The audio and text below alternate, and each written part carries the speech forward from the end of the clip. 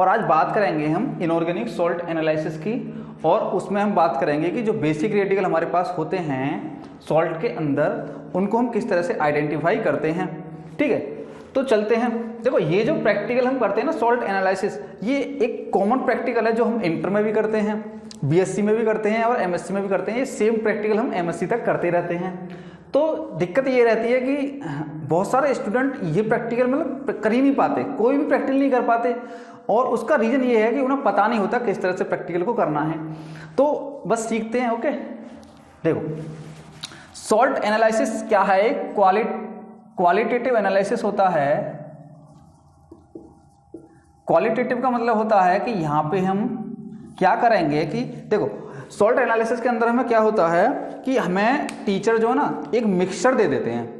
वो कंपाउंड का मिक्सचर हो सकता है या फिर उसमें कोई एक ही कंपाउंड हो सकता है सिंगल, या तो वो मिक्सचर हो या फिर वो सिंगल भी हो सकता है। तो वो कंपाउंड दे देते हैं और वो हमसे कहते हैं कि बताओ कि इसमें कौन कौन से कंपाउंड है।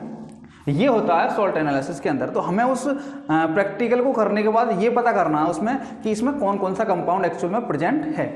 तो उसको बोलते हैं क्वालिटेटिव एनालिसिस, जब हमें ये पता करना हो कि इसमें कौन कौन से कंपाउंड है। ठीक है, तो उसको बोलते हैं क्या, क्वालिटेटिव एनालिसिस। यदि हमें ये पता करना हो कि इसमें अमाउंट कितनी है किसी एलिमेंट की, तो उसको बोलते हैं क्वांटिटेटिव। तो वहां पे यहाँ पे हमें क्वांटिटी से मतलब नहीं है, हमें सिर्फ ये पता करना है कि इसमें क्या क्या एक्चुअल में प्रेजेंट है।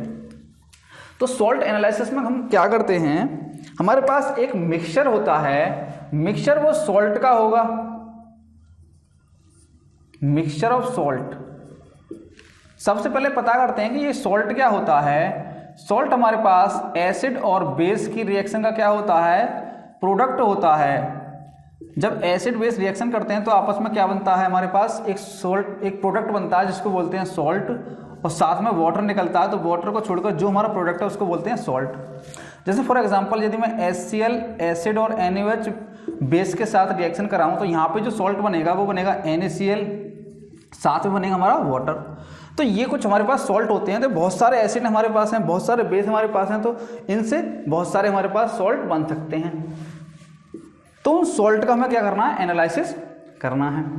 तो लैब में हमें इस प्रैक्टिकल को करने के लिए टेस्ट ट्यूब की जरूरत पड़ती है, बर्नर चाहिए, हमें बीकर भी चाहिए, क्योंकि हमें क्या करना है, सॉल्यूशन भी बनाना है।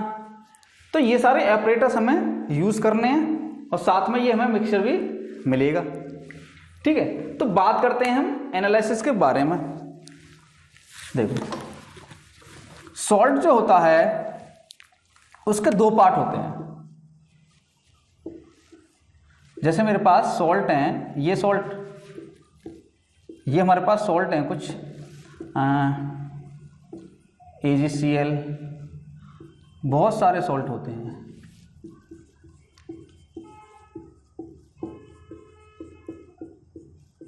ये कुछ सॉल्ट है, ठीक है। ये कैसे बने, एसिड और बेस की रिएक्शन से। अब ये सॉल्ट है ना, इसके दो पार्ट होते हैं हर एक सॉल्ट के। एक तो होता है हमारा पॉजिटिव पार्ट जिसको बोलते हैं कैटायन,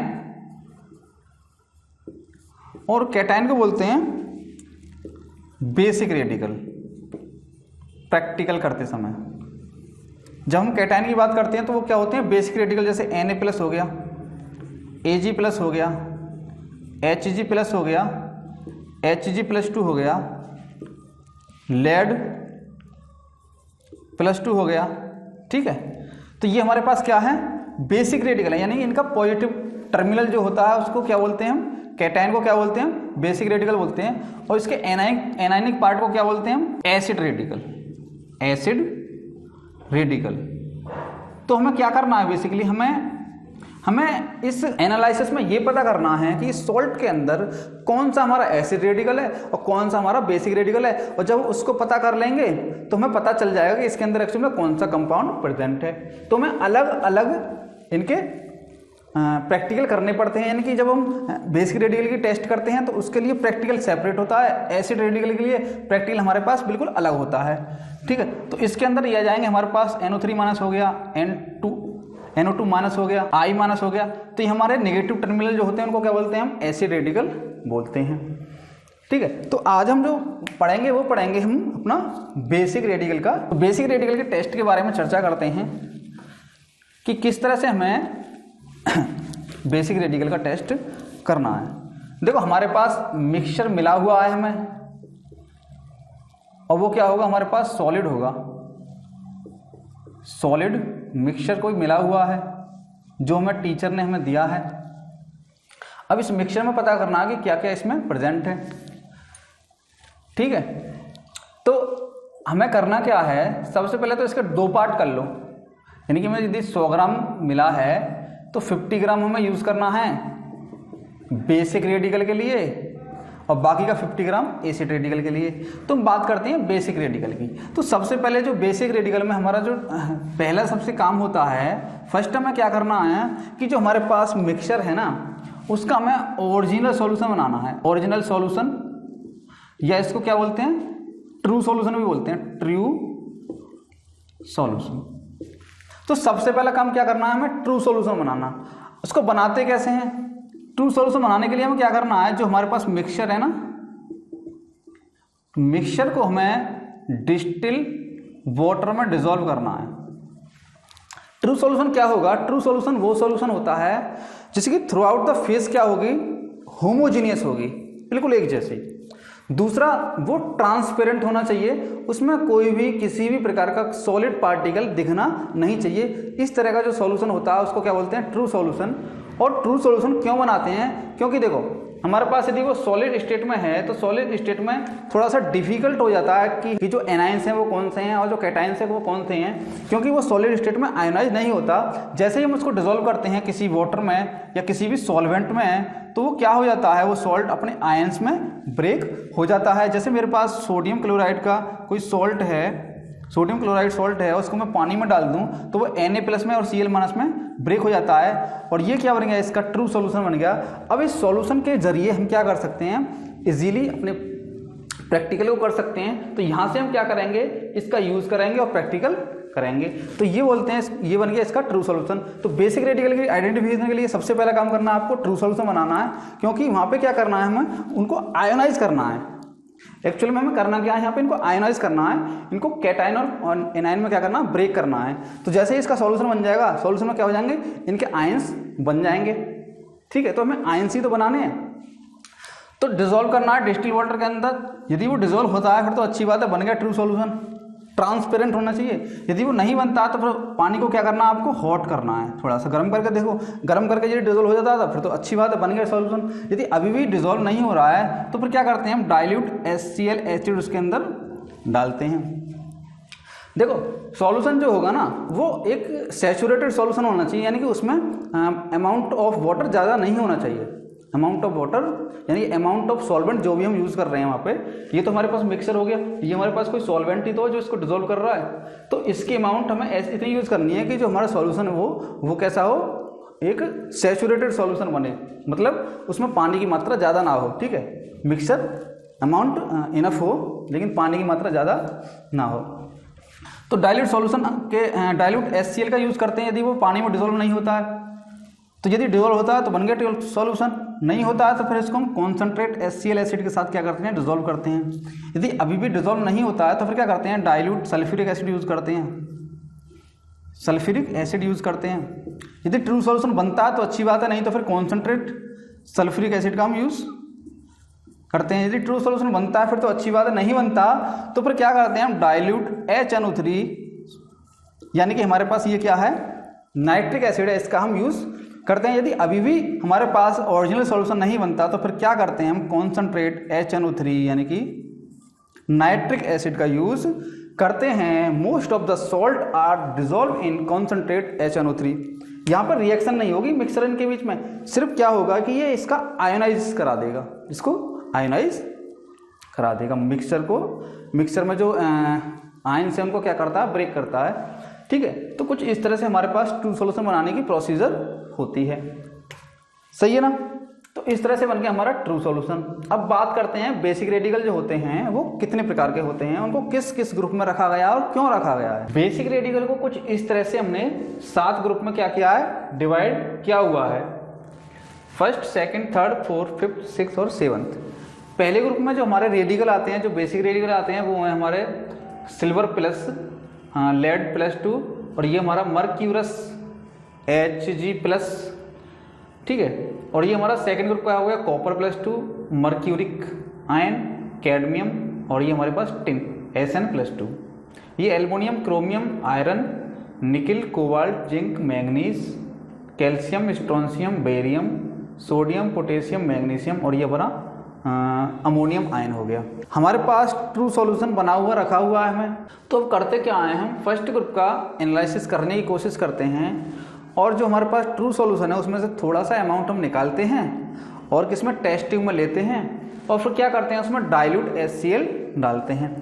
अब उसमें यदि मैं डाइल्यूट HCl डालता हूँ और यदि उसमें प्रेसिपिटेट आ जाए, उसमें कुछ सॉलिड बन जाए, उसमें कुछ सॉलिड हमें दिखाई दे जाए बनता हुआ, तो समझो कि उसमें ग्रुप फर्स्ट ग्रुप के जो हमारे पास आयन हैं, जो रेडिकल हैं, वो मौजूद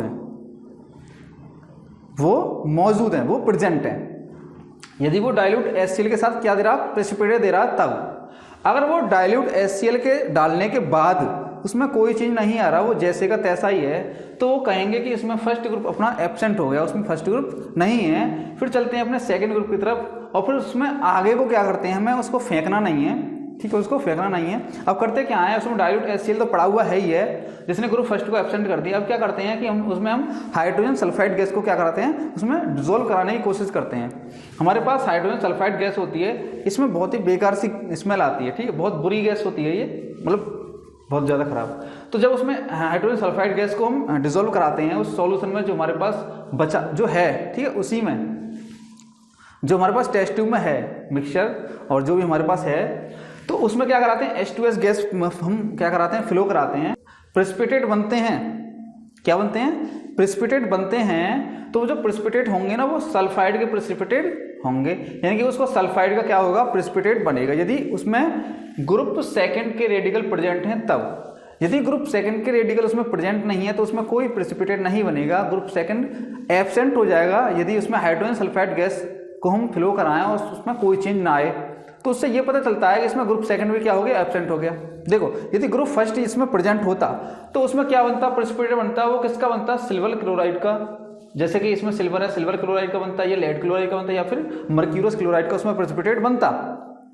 तो फिर उसके बाद यदि मान के चलो बन गया प्रेसिपिटेट, मान के चलने के बन गया, ग्रुप फर्स्ट हमारे पास प्रेजेंट है, तो फिर क्या करते हैं, इनके स्पेसिफिक टेस्ट होते हैं। Ag+ का टेस्ट अलग होता है, ठीक है, और लेड +2 का टेस्ट अलग होता है, उसको अलग करते हैं, ठीक है। तो उससे हम पहचान कर सकते हैं कि इसमें ये प्रेजेंट है। यदि उसमें प्रेसिपिटेट नहीं बनना, फिर तो वो एब्सेंट ही हो गया ना। सेकंड ग्रुप में यदि प्रेसिपिटेट बनना है तो वो प्रेसिपिटेट किसका होगा, वो सल्फाइड का प्रेसिपिटेट, सल्फाइड का हमारे पास सॉलिड बनेगा, बनता है। तो ठीक है, फिर क्या करते हैं, बनने के बाद फिर उसका स्पेसिफिक टेस्ट करते हैं। जितने भी आयन होते हैं इनके पास, जितने भी इसमें रेडिकल होते हैं, सबका हम अलग अलग टेस्ट करते हैं, और उससे पता चलता है कि इसमें कौन सा हमारे पास रेडिकल प्रेजेंट है। यदि अभी यहाँ पे सल्फाइड का प्रेसिपिटेट नहीं बना, H2S गैस डालने पर कुछ नहीं हुआ, तो फिर तीसरे ग्रुप के पास चलते हैं, और जो हमारे पास उस टेस्ट में पड़ा हुआ है सेम उसी को रखना, उसको फेंकना नहीं है। फिर क्या करते हैं, इसमें सोडियम क्लोराइड और सोडियम हाइड्रोक्साइड का जो सॉल्यूशन है, सोडियम क्लोराइड का एक्वस सॉल्यूशन, सोडियम हाइड्रोक्साइड का एक्वस सॉल्यूशन उसमें डालते हैं और उसको थोड़ी देर को छोड़ते हैं। तो यदि ये डालने के बाद उसमें यदि प्रेसिपिटेट बनता है, ठीक है, तो यदि वो प्रेसिपिटेट बनेगा तो वो हाइड्रोक्साइड का प्रेसिपिटेट होगा। उसमें एल्युमिनियम हाइड्रोक्साइड बन सकता है, क्रोमियम या आयरन का हाइड्रोक्साइड बन सकता है। यदि हाइड्रोक्साइड बनता है तो इसका मतलब क्या हुआ कि ग्रुप थर्ड के जो रेडिकल्स हैं वो प्रेजेंट हैं। यदि वो प्रेजेंट हैं तो फिर क्या करना, हमें उनके स्पेसिफिक टेस्ट करने हैं कि एल्युमिनियम का अलग करना है, क्रोमियम के टेस्ट के लिए हमें अलग टेस्ट करना है, और आयरन को पता करने के लिए हमें अलग टेस्ट करना पड़ेगा, यदि वो प्रेसिपिटेट देता है तो। यदि वो प्रेसिपिटेट नहीं देता तो इसका मतलब क्या हुआ कि ग्रुप थर्ड भी इसमें क्या हो गया, एब्सेंट हो गया। तो अब करना क्या है कि इसमें तीनों ग्रुप तो एब्सेंट हो गए, फिर हमने फोर्थ ग्रुप क्या करना है, पता करना है कि नहीं। फिर क्या कराएंगे कि उसमें फोर्थ ग्रुप का जो रिएजेंट है, ये अपने ग्रुप के फोर्थ ग्रुप का जो रिएजेंट है ना, उस रिएजेंट को यानी कि सोडियम हाइड्रोक्साइड और H2S गैस को क्या करते हैं, उसमें डालते हैं। सोडियम हाइड्रोक्साइड को डालते हैं, उसका एक्वस सॉल्यूशन डालते हैं, और उसके बाद क्या करते हैं, उसमें H2S को क्या कराते हैं, हम फ्लो कराते हैं। यदि H2S गैस को फ्लो कराने के बाद प्रेसिपिटेट बनता है तो इसका मतलब ये हुआ कि उसमें फोर्थ ग्रुप जो है हमारे पास प्रेजेंट है, और ये वाले आयंस उसमें मौजूद हो सकते हैं। अब ये पता नहीं है कि कौन सा है, अब उसके लिए क्या करना पड़ेगा, हमें स्पेसिफिक टेस्ट करने पड़ेंगे। निकल का अलग, कोबाल्ट का अलग, जिंक का अलग, मैग्नीज का अलग अलग टेस्ट करने पड़ेंगे, जिससे हमें क्या पता चल जाएगा कि उसमें ये स्पेशल ये वाला आयन मौजूद होता है। तो ये सारी चीज़ें क्लियर हो गई, ठीक है। यदि यहाँ भी प्रेसिपिटेट नहीं बनता तो फिर क्या करेंगे, उसी टेस्ट ट्यूब को लेकर उसमें क्या कराएंगे हम, उसमें सोडियम क्लोराइड का सॉल्यूशन फिर से डालते हैं, सोडियम क्लोराइड का सॉल्यूशन डालते हैं, और क्या डालते हैं, अमोनियम कार्बोनेट का सॉल्यूशन उसमें डालते हैं, ठीक है।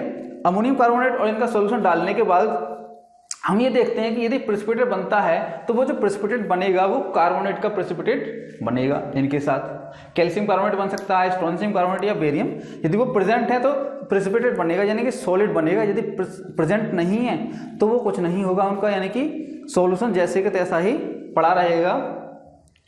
उसमें यदि कुछ भी नहीं होता है तो इसका मतलब ये हुआ कि उसमें फिफ्थ ग्रुप हमारा क्या होगा, एब्सेंट हो जाएगा। क्या हो जाएगा, फिफ्थ ग्रुप अपना एब्सेंट हो जाएगा। फिर क्या करते हैं हम, फिफ्थ ग्रुप को छोड़कर फिर चलते हैं हम अपने सिक्स्थ ग्रुप पर। तो इसका जो रिएजेंट होता है वो होता है हमारा sodium hydrogen phosphate, ammonium chloride और अमोनियम हाइड्रोक्साइड। तो अभी हम क्या करते हैं कि उसी टेस्ट ट्यूब के अंदर हम सोडियम हाइड्रोजन फॉस्फेट डालते हैं, सोडियम हाइड्रोजन फॉस्फेट डालते हैं। तो अगर यहाँ प्रेसिपिटेट बनेगा तो किसका बनेगा, हाइड्रोजन फॉस्फेट का। जैसे सोडियम हाइड्रोजन फॉस्फेट का बन सकता है, या पोटेशियम हाइड्रोजन फॉस्फेट का बन सकता है, या मैग्नीशियम हाइड्रोजन फॉस्फेट का प्रेसिपिटेट बन सकता है। यदि वो प्रेसिपिटेट बन रहे हैं तो इसका मतलब ये हुआ कि उसमें ग्रुप 6 के जो हमारे पास रेडिकल हैं वो प्रेजेंट हो सकते हैं। तो फिर यदि वो प्रेजेंट हैं, यानी कि यदि ये फॉस्फेट यहाँ पे प्रेसिपिटेट हमें दिख रहा है, तो फिर क्या करना है, इनका स्पेसिफिक हमें टेस्ट करना पड़ता है। इनके अलग अलग टेस्ट होते हैं, वो करने पड़ते हैं। तो उनसे हमें पता चलता है कि इसमें ये वाला आयन स्पेशल में मौजूद है। ऐसा कभी नहीं होगा कि यहाँ तक कोई प्रोसेस पहुँचे। मेनली क्या होता है कि स्टार्टिंग के जो ग्रुप सेकंड या ग्रुप फर्स्ट के जो हमारे पास रेडिकल होते हैं, तो हमारे पास कंपाउंड के अंदर या मिक्सचर के अंदर हमें वही दिए जाते हैं, और फर्स्ट ग्रुप या ग्रुप फर्स्ट या सेकंड तक ही या थर्ड तक ही हमारे पास वो एलिमेंट का डिटेक्शन, रेडिकल का जो डिटेक्शन है वो कर लेते हैं, ठीक है। तो ये जो ऊपर वाले जो ग्रुप है ना, ये बहुत ये सबसे ज़्यादा इंपॉर्टेंट होते हैं। तो हमारे पास जो प्रैक्टिकल होता है उसमें जब वाइवा होता है, तो हमारे पास जो टीचर आते हैं जो बाहर से वाइवा लेने के लिए, वो बेसिकली यहीं से हमारे पास क्वेश्चन पुटअप करते हैं कि वो पूछते हैं कि बताइए ग्रुप थर्ड का हमारे पास रिएजेंट क्या होगा, ग्रुप थर्ड का रिएजेंट क्या होगा। तो आपको क्या देखना है कि इनके जो रिएजेंट है ये इनको आपको पता करना है, इनको याद भी करना है। जैसे कि ग्रुप थर्ड का रिएजेंट क्या होता है हमारे पास, सोडियम क्लोराइड और सोडियम हाइड्रोक्साइड। ग्रुप सेकंड का हमारे पास रिएजेंट क्या होता है, डाइल्यूट HCl और H2S गैस। तो इस तरह से इनको हम अलग अलग ग्रुप में डिवाइड करते हैं, क्योंकि ये प्रोसेस ही कुछ इस तरह से है। यहाँ पे जब प्रेसिपिटेट बनेगा तो हमारे पास इनका बनेगा, यहाँ पे जो प्रेसिपिटेट बनेगा तो हमारे पास इन आयंस का बनेगा, यहाँ पे जो प्रेसिपिटेट बनेगा वो हमारे पास इन आयंस का बनेगा, हाइड्रोक्साइड का। तो इस तरह से इनको हम अलग अलग ग्रुप में डिवाइड करते हैं। जो लास्ट में हमारे पास होता है वो होता है जीरो ग्रुप, यानी कि हमारे पास अमोनियम आयन। तो अमोनियम आयन को हम बहुत सिंपल से, यदि हमारे पास कोई अमोनियम आयन हमें टेस्ट करना है उसमें अमोनियम आयन है कि नहीं, तो सिंपल उसमें वाटर मिलाओ और उसको एक बार स्मेल करके देखो। यदि उसमें अमोनिया की जैसी गंध आती है, अमोनिया की जैसे उसमें स्मेल आती है। अच्छा, अमोनिया की स्मेल कैसी होती है, अमोनिया की स्मेल ऐसी होती है जैसे टॉयलेट में से आती है ना, ह्यूमन के जो यूरिन होता है उसके अंदर से जैसी स्मेल आती है वैसी ही स्मेल अमोनिया की होती है। यदि उसमें अमोनियम आयन प्रेजेंट है तो हमें क्या करना है, सिंपल उसको वाटर में डाल के देखो और फिर उसको देखो कि उसमें से स्मेल कैसी आ रही है, ठीक है। यदि अमोनिया की स्मेल आ रही है तो समझो उसमें अमोनियम आयन प्रेजेंट है। ओके, तो इस तरह से हम कुछ इनका एनालिसिस करते हैं, ठीक है। Okay, thank you.